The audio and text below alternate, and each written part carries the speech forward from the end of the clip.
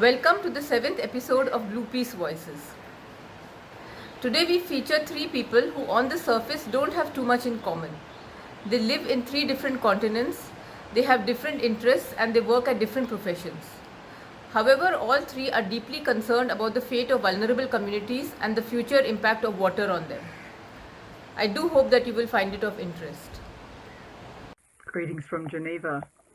When I was invited to suggest one or two of the most important factors outside the water box that will impact water futures, I was tempted first to ask what's in the box, hoping that I might find not just SDG 6, but SDGs 1, 2, 3, 4, 5, all the way up to 17.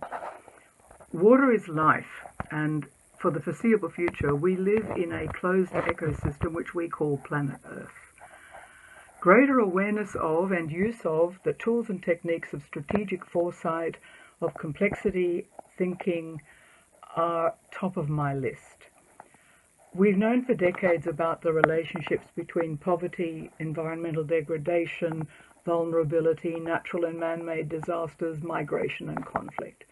In the last 75 years, the experience of 2 world wars pushed us towards rights-based multilateralism as the key to shared prosperity and peace on this small planet. The increase in knowledge has been exponential.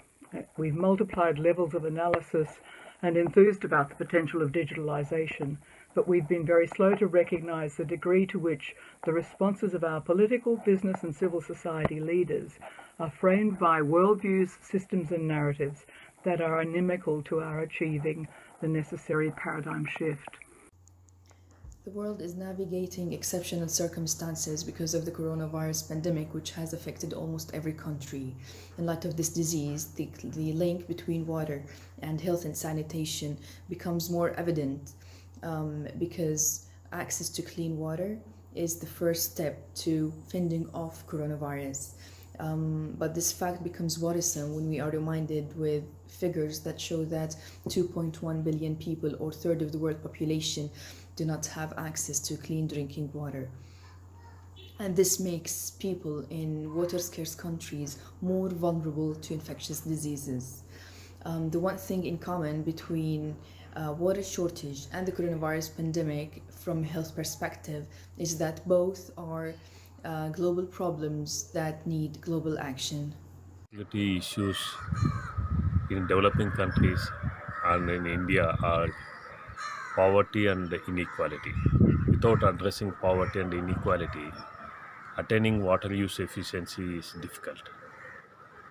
The second aspect related to governance is that hydrological boundary and administrative boundaries never match, resulting in poor planning.